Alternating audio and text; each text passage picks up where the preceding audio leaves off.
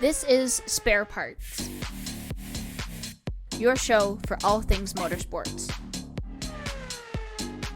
With your hosts, Stephen Cleary, Sean Cavarella, and Taylor Moore. Hear that music? Hey y'all, welcome to Spare Parts. I am Sean. I'm Steven. And I'm Taylor. Not gonna lie, I thought we already started. I mean, we could have, but I didn't want to start this of you guys talking about your hockey team. This is racing focused, not sadness focused. If you want to talk about your damn hockey team, go to therapy. Nah, it's a waste of money. Okay, therapy is not a waste of money. Okay, therapy is not a waste of money. Therapy for the Leafs' sake is a waste of money because you'll just always be sad. Okay. Just cheer for a different team. It's cheaper. Or just drink. That's also cheaper. Which Steven is doing. But anyway, so this week we have some fun things to talk about. We have Indycar at Barber this week, which has some spicy post-race comments we can go into at some point. We had NASCAR get rained out and actually raced today, so that was a fun distraction at work today. I got to watch that, a good amount of it on my lunch, so that was good. And I guess we got some other big F1 news today involving manufacturers making a decision. So, Yes. Stephen, Taylor, what do you guys want to start with? What do you want to talk about? Well, do we want to start with IndyCar? That sounds good to me. I mean, your hat says it all. I mean, my boy Pato won, so... Uh-huh. And won me some money. Okay, good. You finally won some money on a IndyCar bet? I went 2 for 2 this week on betting, okay? Wow. Exactly. My That's. Oh, I know you're not a math guy. That's not how that works. Steven, shut up.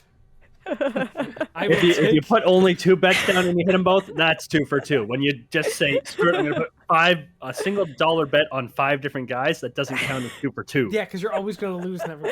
However, that's not how math works. However, I still made the money and didn't lose. You made money. $1. That's on the Pato bet. On the Elliott bet, I made 15. There you go. Okay, So- this is a racing podcast, not a bet podcast. Betting is what makes racing fun. I No? don't think so. I disagree. Part of. I think it's Okay, actually a really anyway. good thing for motorsports is gambling. But I guess. So yeah, Pato won. Really happy for that. Got McLaren the win, hence the hat. But yeah, it was a pretty fun race. I saw some people were kind of shit talking it online, like saying it was boring and that, you know, there wasn't a lot of like variables and stuff. But like, it was still a good race. You had Pato essentially bide his time and make a great opportune move to take the lead after his final pit stop. Mm-hmm. I feel people get kind of like annoyed with IndyCar racing because of that middle sector. Yeah, Or like I that, could see that. like that second stint when the strategies are playing out, but we haven't seen how they play out yet. And you can make an argument for like F1 too, is that same thing. It's like after the pit stops, before everything kind of comes to a crescendo at the end, people are usually kind of like, oh, well, this is boring. Nothing's happening. Well, if you wait for maybe tires to die off or someone to do something. It's a marathon, not a sprint. Yeah, exactly. Sprints are for, I don't know. Where are the sprints this year? I can't remember. Oh, we just had one. Italy. Okay. Italy. Are they 2 in Italy? Okay. What I are they think doing, do one Monza too? Did they do one at Monza as well, right? I mean, they should, because Monza qualifying sucks, but... I just hate the sprint race, but whatever. Anyway, it was a good race for Pato. I was happy. I was happy Imola, to see Red Yeah. Bull Ring, Brazil. Okay. There Interesting. you go. okay. Taylor, did you watch the it was race? good to see Pato. No, I did not. I honestly didn't even know that IndyCar was on this weekend. I had a very busy weekend, but I did catch up with my news. I mean, it was all over my feed what happened. I mean, in terms of the post-race comments, those were all over my Instagram feed. But it was nice to see that Pato won. He hasn't really had a strong start to the season, so it was good to see him up there. I know he's kind of been around like 5th and 6th, but I'm sure it's not necessarily where he wanted to be at the start, so it's good to see him get a win. Yeah, I agree. I'm waiting for Steven to say something, as he looks like he was going to. I don't know. You look like you were going to say something. You just looked like very intense. No, sorry. Like, you were gonna. It's like, okay. Sorry, I'll tell you. I'll tell you after. It's something we don't need to discuss right now. Okay. You got a date? Is that it? No. Oh, well, he gave me hopes up.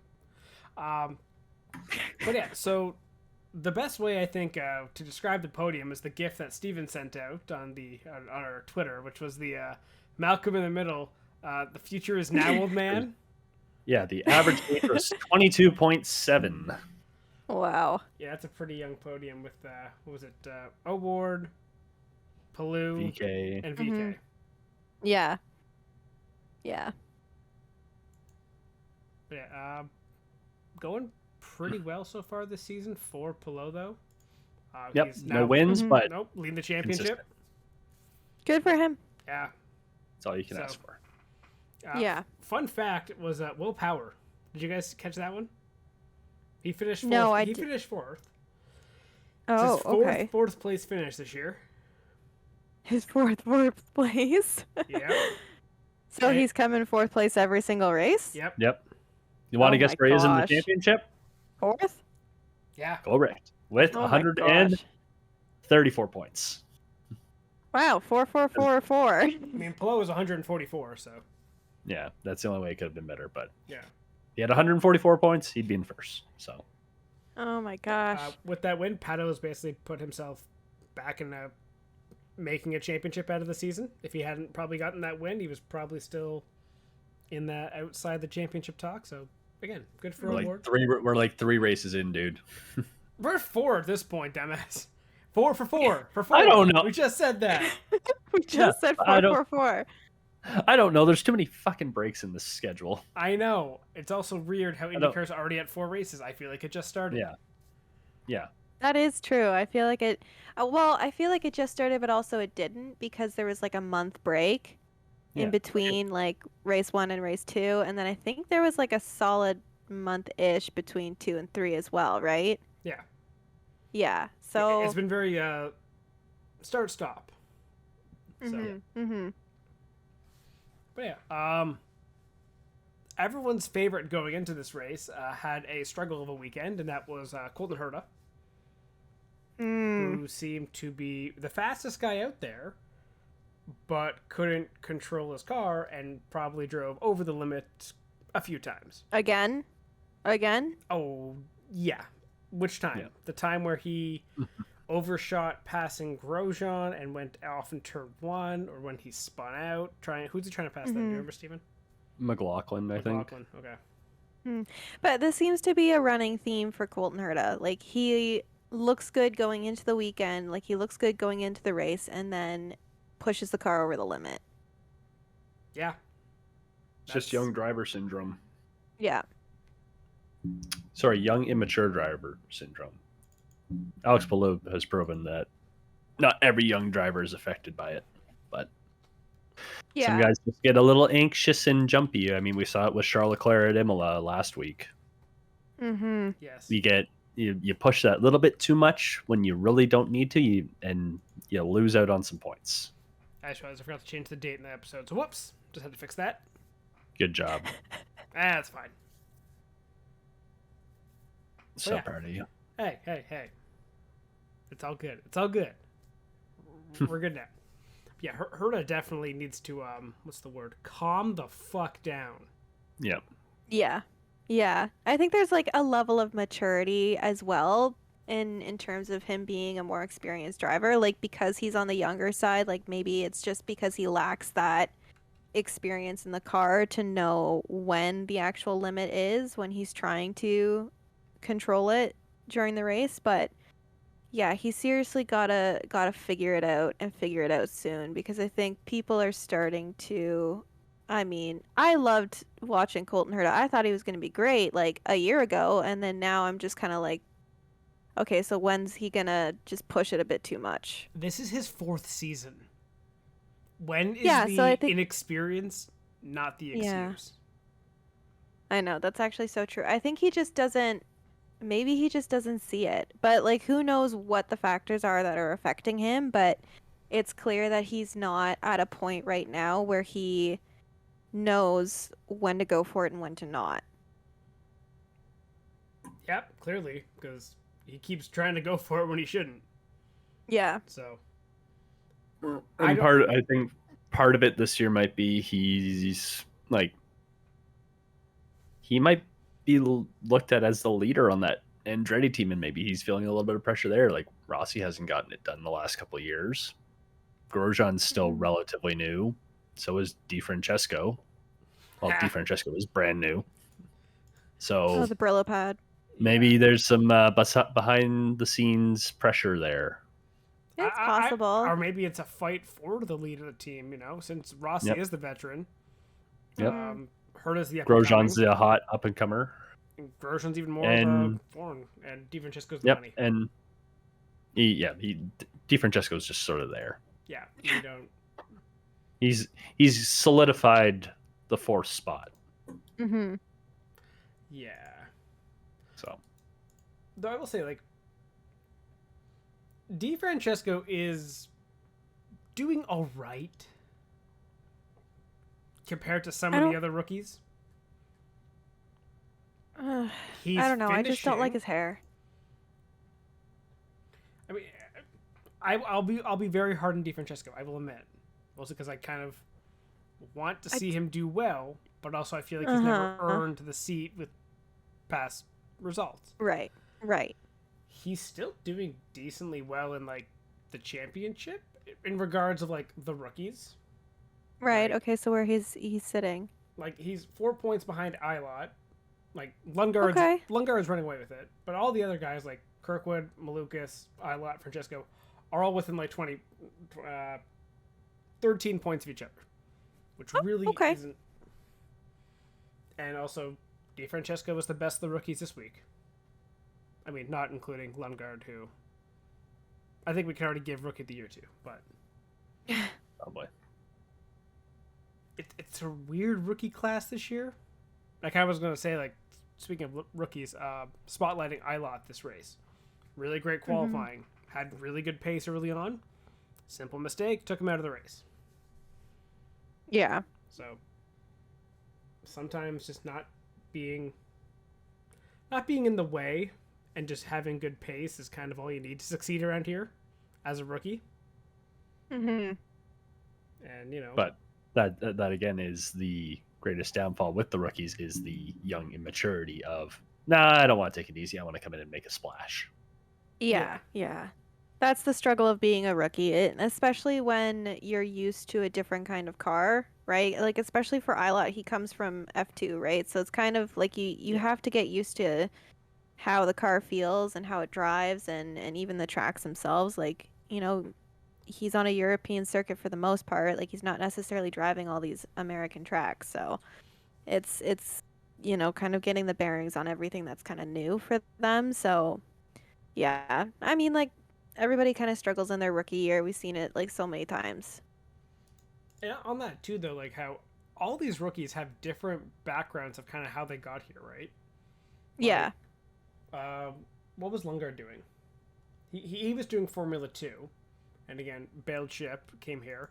Ilott did Formula 2. You have a few guys who came up through the road to Indy, like Kirkwood, Malukas, DiFrancesco. And then you have Calderon, who I think was doing GTs like last year or something.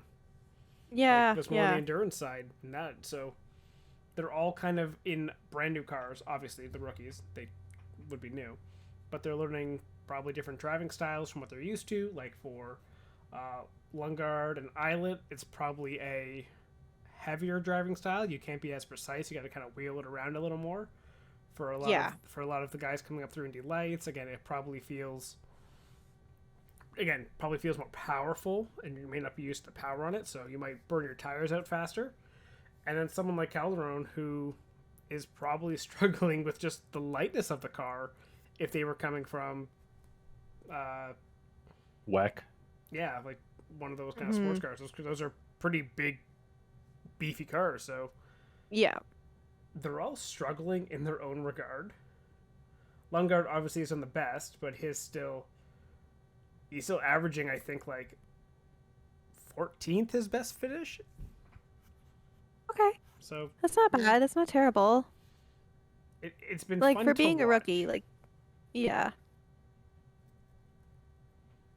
Guy who's doing surprisingly well, I still think, is Jimmy Johnson, despite his issues. Though he also had he also had elbows out this week against Herta. Yep. Was it Herta? Yeah. He got his elbows out a couple times. Well, I thought he hit Herta at one point, but I'm not sure if he knew he was there. No, Maybe that was not. just an incident. Okay, there. Okay, so speaking of are we going incident- to talk about? Yeah, I was going to say, are we Yeah. going to talk about the incident? Yeah, let's talk about Grosjean versus Rahal and IndyCar's gatekeeping of foreign drivers. I mean, sorry. So, Steven, you want to talk about what happened? Yeah, so turn 5 was a big flashpoint in this race. That's where almost said Pelot, Award made his pass on VK. It also happened to be where Grosjean and Rahal tangled a little bit. And Rahal made his thoughts very evident right away by saying, what did he say? Something stupid? No, not something stupid. It was something stupid. He hit me up. Yeah, he hit me on purpose. Which, I mean, heat of the moment Okay. right away. It's a little understandable. You may be trying to get a bit of a call from race control. You're also probably like, this is with four laps. Yeah, 4 laps to go. So you're already fighting in a top 10 spot. Tempers flare a little bit, and you see it all across all sports. You probably overreact a little bit. Okay, that's fine. He hit me on purpose. You can say that, but he the thought had not changed after he saw a replay as well, and he started off. So Grosjean actually ended up passing him on the last lap because Graham had to lift and coast to even just make the line. So he ends up in turn 1 with Alexander Rossi. Rossi comes over to talk to him, and Graham is very visibly pissed off. And it's the exact thing he's talking about because you can see him with his hand gestures going like, yeah, car coming into me. And it's like, yeah, well, the whole what's hitting each other kind of gesture. Yeah. Yep. Yeah. Which then led to the post-race comments. So this is probably about 10-15 minutes after the end of the race. Everybody's out of their cars. They talked to Grosjean first. And Grosjean said, it's hard racing, bumped a little bit, it's whatever. Okay. Rahal had a very, very different view, and it's always fun when someone starts off their conversation with, you want me to be honest or you want me to lie to you?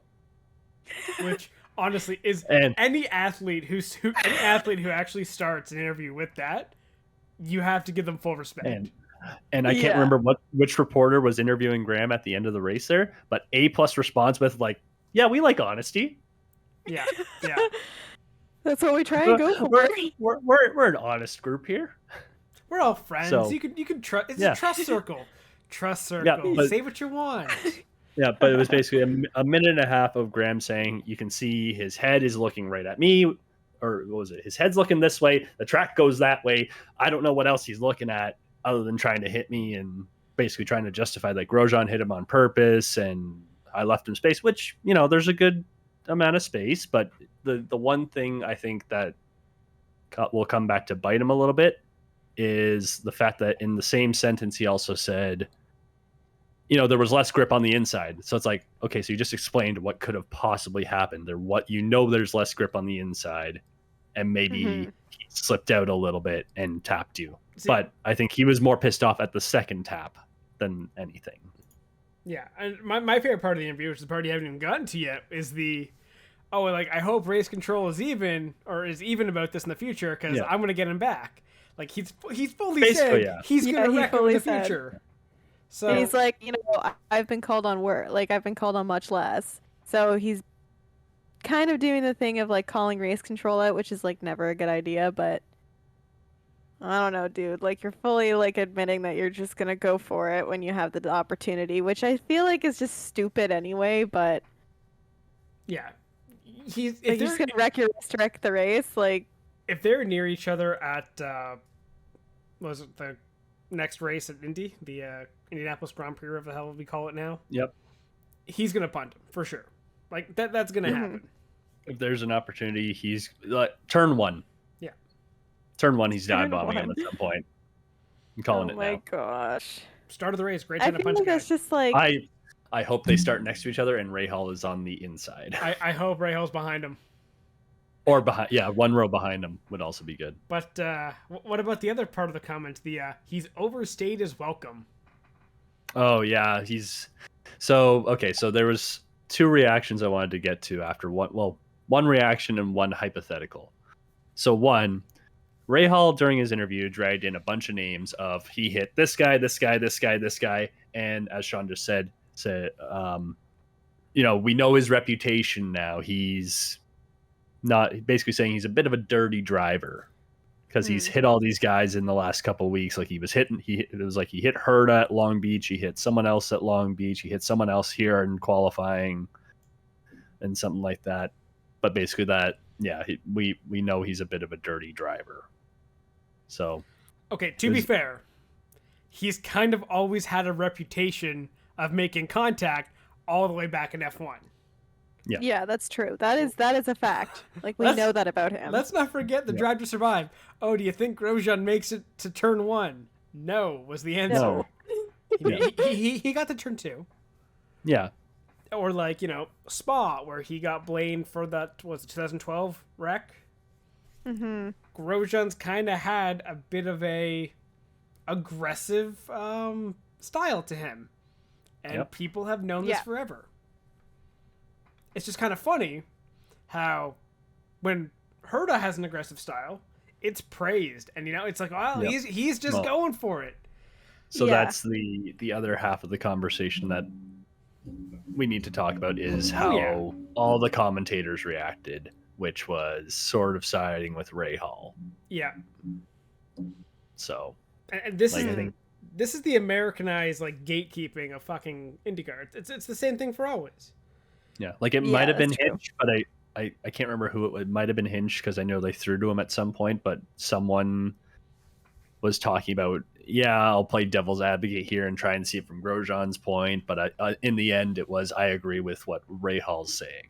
So, which you should also then make a statement there. If you're saying you're agreeing with him, what part are you agreeing with? That he hit him? Grosjean's a dirty driver. Grosjean's a bad driver? Is it the Yeah. race control better play it the same going forward?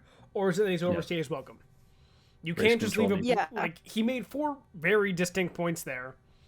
And you can't just say, oh yeah, I agree. Pick a lane. Yeah. Pick exactly what you're agreeing with. Because if you just blanket say, oh yeah, well I agree with Rahal, then you're agreeing to everything that he said, including that Grosjean's overstayed his welcome and everything in that. Which, fuck no. Grosjean, I think, definitely deserves to be in there. Let me just check the championship standings. Grosjean, 8th, Herta 10th. Ooh, sorry, Herta. Not Herta. Rahal, sorry. Yeah. Herta's behind him. Herta's right next to him. Yeah, so. Herta's behind Rahal. I'll be great if qualifying gets rained out for the next IndyCar race. I have to go off points. You got Rahal right behind him. Yep. But, Punt. Yeah. Cue shot. I can agree with Rahal that, he could have hit him. He could have. Yeah. I do hope that race control is open about that kind of thing. IndyCar has kind of had this kind of hands-off policy where if you kind of want to get the elbows out and give a guy a hip check, we're not going to say anything against it. Yeah. And I'm pretty sure in the past, Rahal has done some pretty ballsy dive bombs where he has hip checked guys. Wasn't it last year or 2 years ago at St. Pete he did that to Rossi? And fucked both their days over? Yep. So, he's one to talk on that issue. But again, the issue I have is the overstayed his welcome because he's aggressive. Yeah. Like, so is that why everyone also hates Takuma Sato? Because he's aggressive? Or is it because he's not American? Yeah, he's also a guy who's had that reputation of being aggressive at times and sometimes making ballsy moves. Another guy who kind of had that reputation that was kind of maybe people looked at a little questionably, Sebastian Bourdais. He kind of also had a reputation like that. I was going to say, all you have to do is look at, what was it, 2 years ago at the Indianapolis 500? Oh, Angry Rossi's out. This is going to be fun. Yeah. As he makes all these aggressive moves through the field. When Rossi's aggressive, it's fine. When we look back at it's Paul Angry Tracy, Rossi. Looking back at Paul Tracy being aggressive, oh, well, it was just the time. Paul Tracy was that kind of guy. Yep. Yeah. Checkers are records. Checkers are records. He has the drive to win. So maybe it's not about the actual aggressiveness of the guy, but it's about where he's from that kind of rubs people the wrong way. Maybe. Yeah, I feel like that's a fair point. Yep. That's sadly part of sports culture. It's a little bit more part of IndyCar culture ever since the split. Oh. There's that embedded Americanism that they tried to foster. It's also sports culture. That too. There's if either of you have watched The League, which is basically like a comedy version of football fantasy, they nail it on the head by saying like, oh, when they're talking about a black coach, oh, he's real classy, he classes the place up. When it's like Latin American, oh, he's a spark plug, he's this, he's that. It's like just adjectives that are used against certain people from different locations. Like it's sports culture. It is. Yeah. But yeah, so maybe though we should just, I can't wait till people start saying a Ward is aggressive or something. Though he is probably one of the most clean, meticulous drivers there is. He's the ninja. Yeah. Him, VK, Pillow, they are stupid fast, stupid clean. The other young guys, like a Herta, and I guess I would include a Grosjean, even though Grosjean's not really young, he's just new to the sport. We look at one of them and say, oh, that's good aggressive driving. The other one we say, well, maybe he's overstayed his welcome. So either be good with all aggressive driving or be good with none of it. Pick a lane. Yeah. But yeah. I can't wait for I really want to see like Santino Ferrucci hit Rahal and see what happens. Right, yeah, he was also like Paul Tracy's favorite when Ferrucci came over, right? Like, because he was so aggressive. Well, I was gonna say you just have to look back at the virtual racing. Yeah. What, man? You got to try and win. Last lap, got to put it all on the table, or whatever bullshit he said. I know it's virtual racing, and who cares? But at the same time, like, didn't Pagano cause Lando to rage quit because he was winning the 500? Yes. Didn't like Pagano intentionally take him out? Yeah. Yep. Yeah. Again, virtual racing, but also a little bit of gatekeeping. Just saying. Any other thoughts on Barber? No, it's a good start to the season. We're into the month of May now, so that'll be, well, I guess officially this race did occur in May technically, but now it's officially month of May. So the month of best May. month, yeah, best month of racing. Honestly, it is a pretty good month. Yeah. Well, and now you add in Miami, which Yep. will be interesting. Mm-hmm. Makes it a lot more fun. Is that going to be like Monaco of the Americas? Is that what they're kind of going with? I think Well, that's I what mean, they're trying to go with. They finished throwing in the fake harbor, so that's good. Is that not cringy to anyone else? Oh, So but bad. I love the F1 community for this because they instantly started Memeing it? doing a whole bunch of. Oh yeah, they had Daniel Ricciardo doing his little swan dive in And just, into like, the fake funk. harbor. I Some love the guy one where, like, ran and like he did the run and did the cannonball and landed on his ass. Yeah, that's like the that's I think from like the TikTok or Vine or whatever of the guy trying to jump into a frozen lake. I loved that one where the guy just hits it. Yep. Amazing. But yeah, it's. I kind of hope Miami is an absolute dud of a race and they cannot justify those ridiculous prices. Yeah. But as a culture event, I think it's looking pretty cool. There's a whole list of like celebrities that are going to be there this week. I don't know if you guys saw that. Just make sure they're prepared for the grid walk, and if you see a small, older age or middle-aged man walk up to you with a microphone, he might ask you a cringy question. Oh, don't worry. Venus and Serena Williams are already going to be there, confirmed. Oh, for fuck's sake. So you know Brundle's going to be a dick about that one. Can you spike 100%. a tennis? Can you spike a tennis ball for me? Okay, so what other black person is Martin Brundle gonna probably harass? We got LeBron James gonna be there. Michael Jordan's gonna be there. Do you have anyone? Do you have anyone who's a slam dunk choice for you? Which, if Michael Jordan, can you alley oop a take to LeBron, please? Michael Jordan should be the most like well-known guy there, considering he now owns a team in NASCAR. Yeah. Yep. So like, true. If Brundle asked Michael Jordan any stupid question, I think the entire F1 grid should be allowed to slap him. Yep. Fair. I think so. I think that's fair. Or Michael can slap him and he gets to wear all his rings. Oh, is there a prop bet on Martin Brundle being an absolute twat? Probably not. That should be one, but I guess it's too obvious. You take the yes on that every time, I guess. Yeah, you try. Yeah. Yeah. 100%. Anyway, NASCAR today. That was actually pretty fun. Actually, it was a really good Dover race. Yeah. You had multiple lead changes, multiple guys holding the lead for a while, and then kind of getting screwed over. Yep. What was it? Poor Kyle Busch. Well, first you had Denny Hamlin. Yeah. Hamlin was looking very strong at one point. Then he lost a tire on pit road.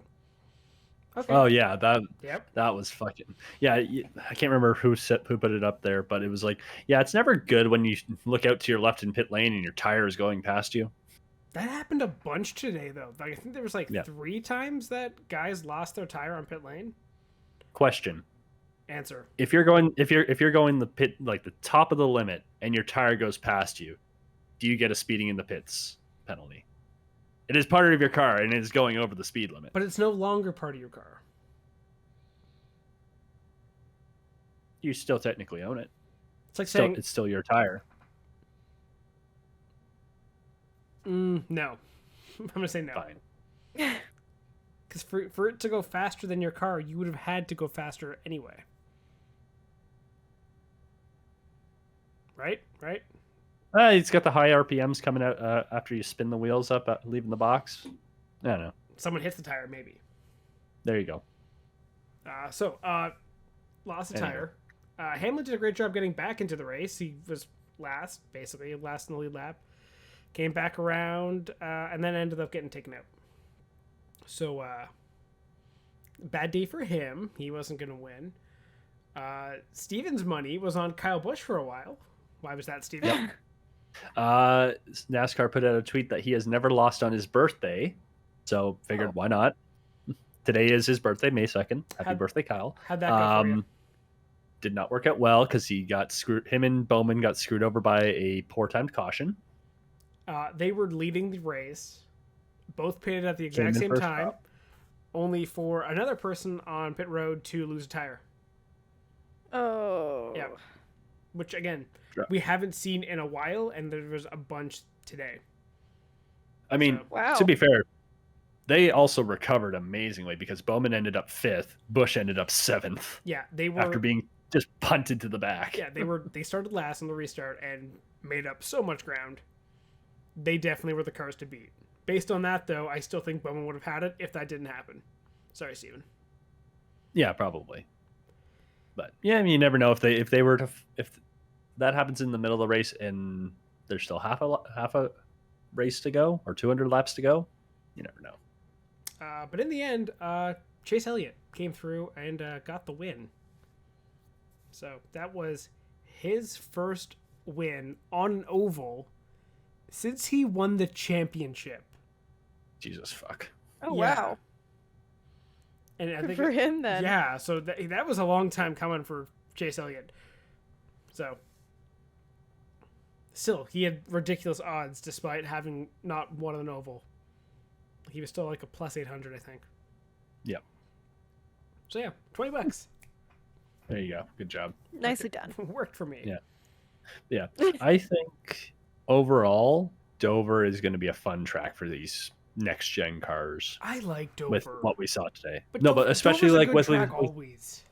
yeah, but especially with what you saw today. Like, so I wasn't able to watch most of the race today, obviously because Monday work. Nah, you're a coward. I'm on calls, man. You got Last thing I multiple needed. screens. Some of Yeah, but us can't watch racing during work hours. You can if you're smart enough. Anywho, the amount of times Sean sent me a text saying, "Hey, this guy just cut through the field. Where the fuck did he come from?" Like, who was it? Blaney? Yeah, Blaney. Hamlin? Yeah, Blaney won the second stage after like some random caution, and he's like, I'll just stay out. Won the stage and then disappeared the rest of the race. It was like, Yeah, wasn't someone else was out there too? One of the young Harrison Burton was out there and randomly came top 10 in a stage. And I was like, what the hell? Yeah, I think he did the same thing there as Blaney. Yep. But yeah, I was just like, okay, that worked for you. And then you disappeared and became a lap down at some point. Fucked off. Yeah. So yeah, pretty fun. Yeah, the one thing that made that race really good for these new cars, though, is the cars could be right beside each other, literally like almost touching, and no one was getting loose or having like the side force act on them. So that was really good to see. So yeah, Dover is fun.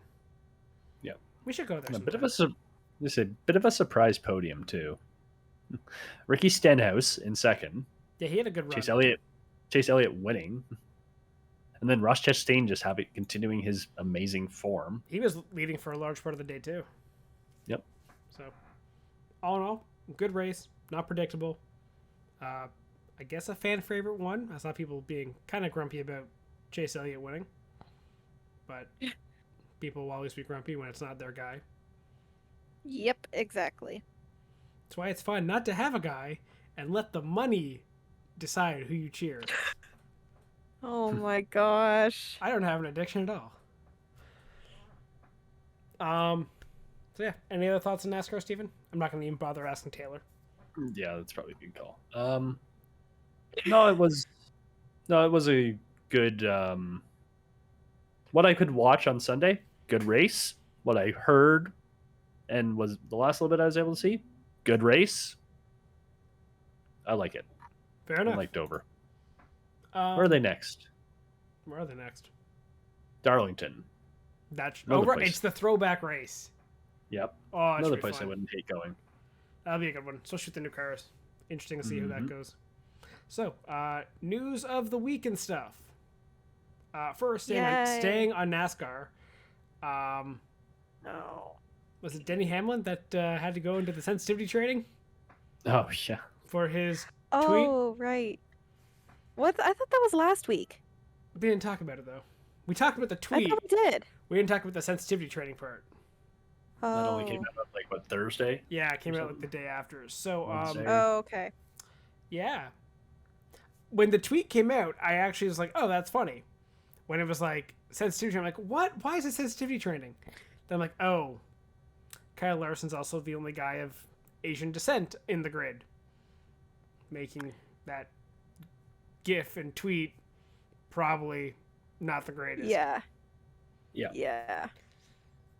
Is it maybe too much of a really we're gonna make a big deal out of this? But at the same time, if you want to grow your fan base, try to appeal to everyone. Yeah. I feel like that's what, no, I mean, like, that's obviously a priority for NASCAR. I think they're trying to be more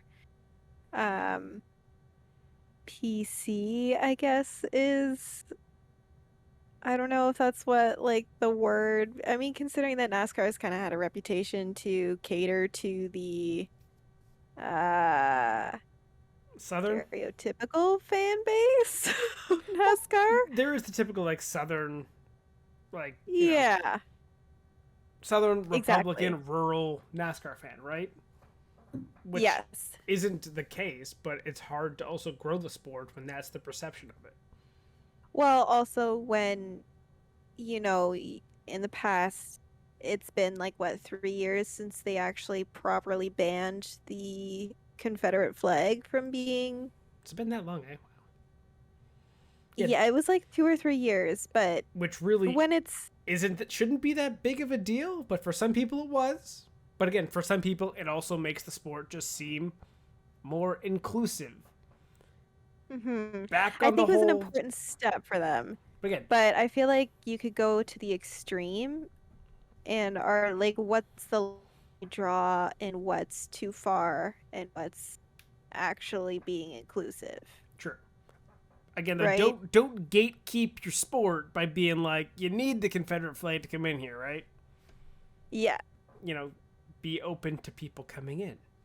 And I can Mhm. I can understand why for the Hamlin thing that may have been seen as not cool. In the moment, Yeah. I thought it was kind of funny.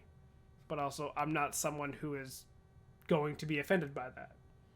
I'm also Exactly. already a NASCAR fan.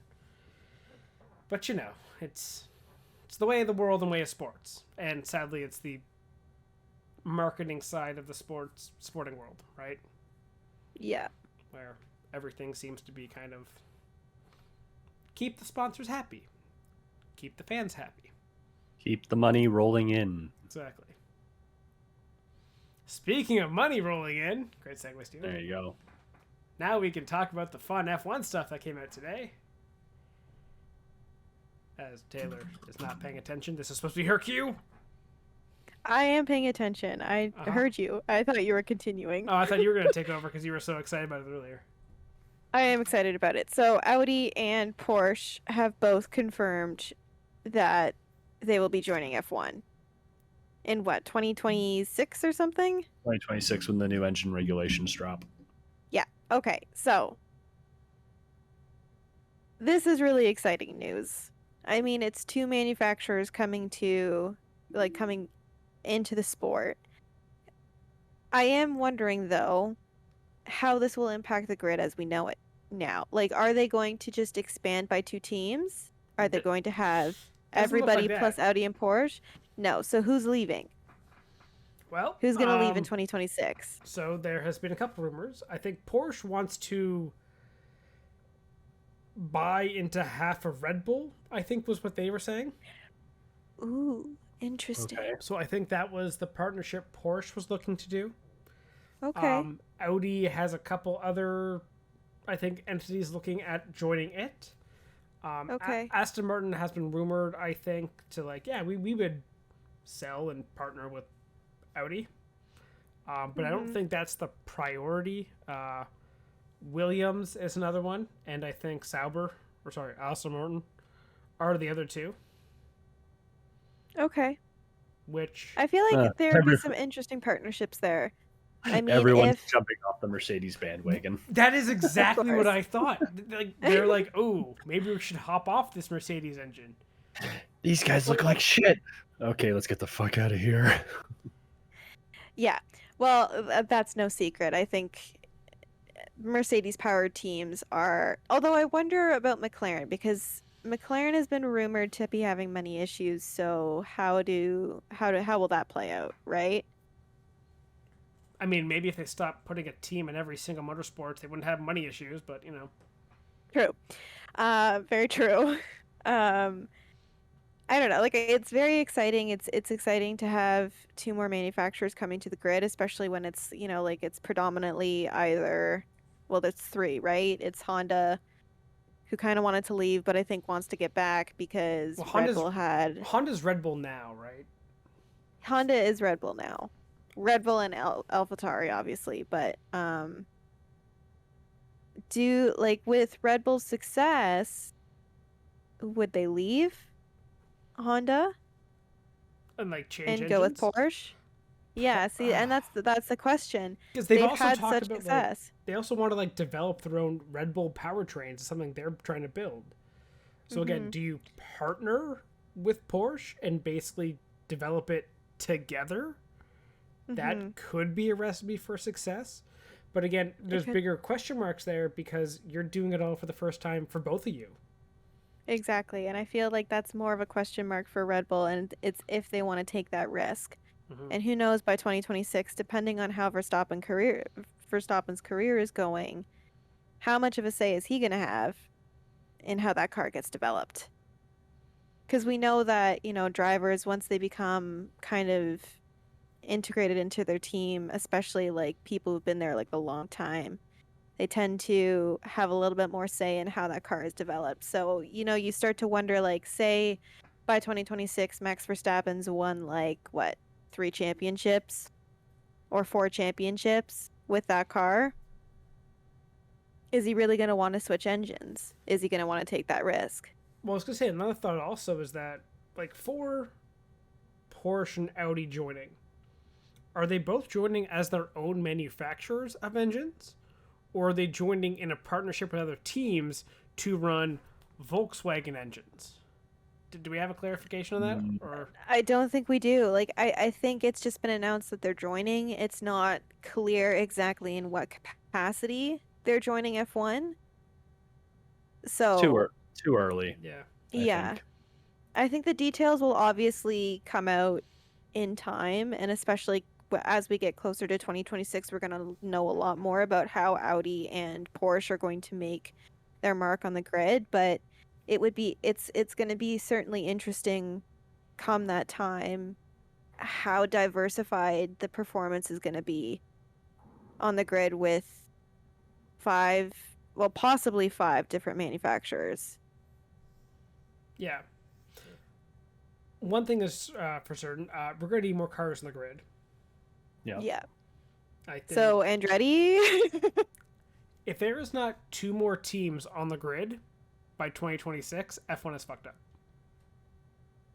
Every team, I think, should have at least 2 cars running its engine. So whether it's Mercedes, like Alpine has only itself right now. Ferrari has basically 6 teams, 3 teams. Mercedes, 6 cars. Yeah, 6 cars. Mercedes has 4 teams. 4. Yeah. And then Red Bull, Honda is 2. Oh, I forgot that Renault was also a manufacturer. So it would be 6. Renault, Honda, Mercedes, Ferrari, Audi, and Porsche.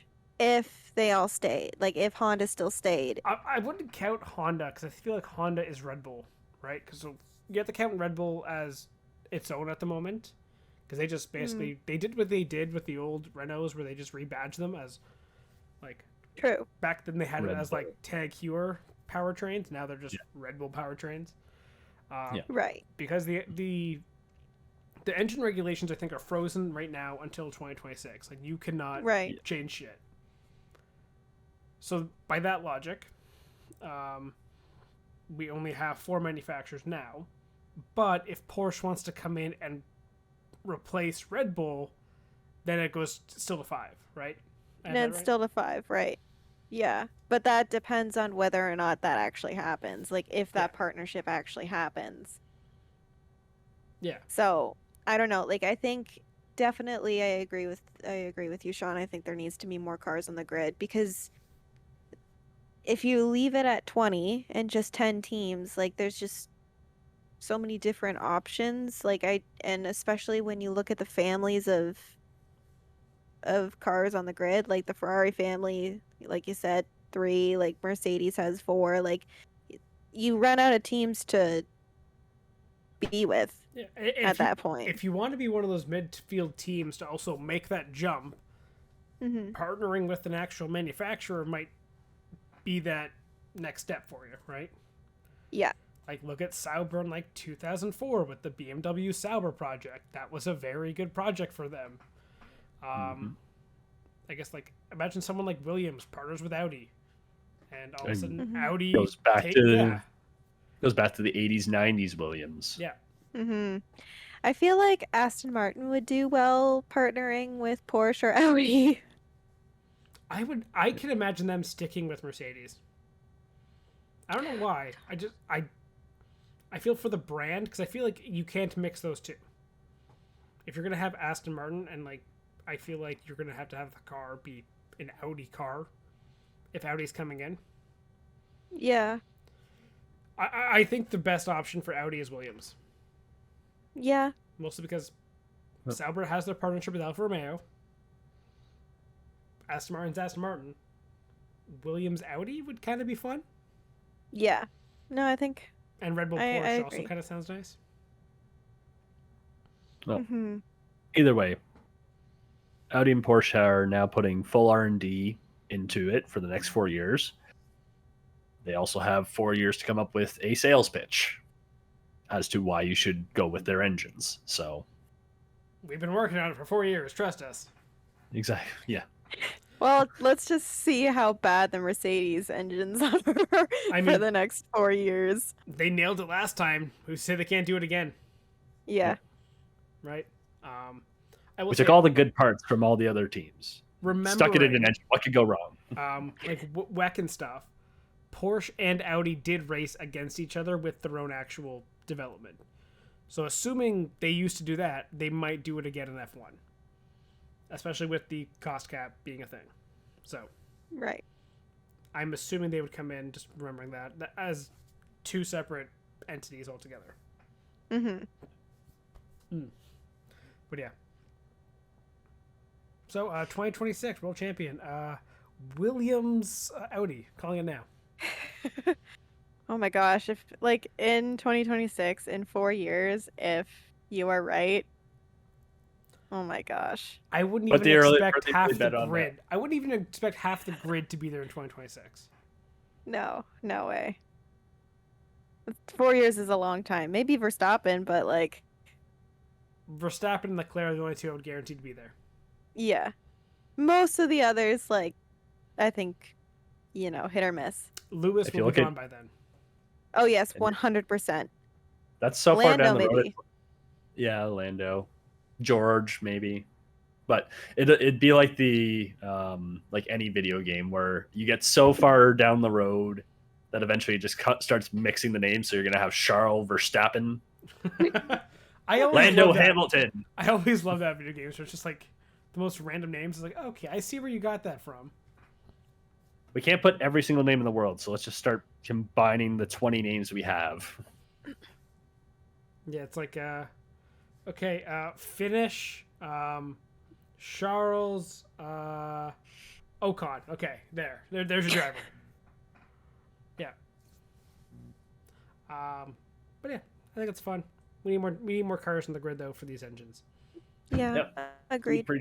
Keep preaching it for the next 2 years, and then hopefully there'll be something a little closer. It is very much how like F1 is now to how it was. I feel early 2000s, before 2008, where you had all these manufacturers. I mean, we just need Toyota in here, right? That's kind of the last Yeah. one we need. Yeah. Get Who knows? You get one, you can get them all. get Yeah. maybe like an Asian manufacturing kind of going on. North America, Yeah, we're just already don't- giving up on. Yeah, Yeah, just no. don't bring Denny Hamlin over to F1 for whatever reason if Oh that's my what you're trying god, to do. yes, do it. If you're trying to get the Asian manufacturer in, no. I mean, just don't let him tweet. There you go. That's all you gotta do, right? All right, by then he's definitely gonna be fully retired, and he's just gonna be like tweeting all the time. No, that's fair enough. He's probably only 2 years away from that anyway. Yeah, I mean he's already started his move to owner. Yeah, exactly. But yeah, I feel motorsports as a whole is in a very good position. Like with all manufacturers kind of wanting to jump onto the F1 bandwagon. F1, I feel, just kind of raises everything up because when F1 rises, like if you look at the 90s of motorsports, that was also like F1's peak too, right? Yeah. Steven, what are you laughing at? Toronto just scored. Oh my god, stop watching your fucking hockey. God damn it. Okay. Anything else to add, or do you really want to go back and watch your hockey now? I've been watching for the last like 10 minutes. You son of a. Okay. Hockey time. Okay. Well, I guess that's all. Quick thing before we go. I want your one answer prediction, one driver prediction for Miami next week. Charles Leclerc. I don't know. I'm going with Charles Leclerc. And Steven, Lots of straights. Actually, no. No, I'm thinking lots of straights or big long straights, some small turns. Yeah, I wouldn't be surprised if it's Charles Leclerc. Paris. Interesting. Lost straights. Red Bull's gonna dominate. Max will blow his engine again. We're gonna Oh, there you go. Yep. All right. Okay, and on that, thanks for listening. We will be back next week to talk Miami and what other shit happens from then. Okay, goodbye. Thanks for listening to Spare Parts.